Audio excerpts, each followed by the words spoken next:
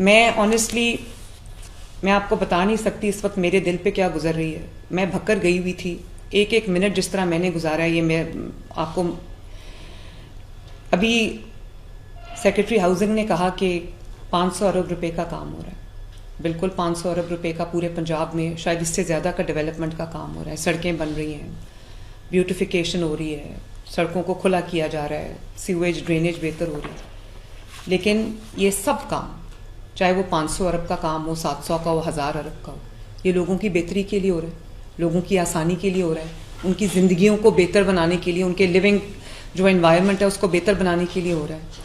ये उनको मारने के लिए नहीं हो रहा। और दुनिया भर में या तो हो कि कोई रिमोट सा एरिया हो, कोई लाहौर का या किसी और शहर का, रिमोट शहर का कोई रिमोट सा एरिया हो, तो समझ आती है कि भाई वो एक ऐसी जगह है जहाँ पे लोगों का ज़्यादा आमदोरफ्त नहीं है और वहाँ पर डिच खुला रह गया है या मैन होल खुला रह गया।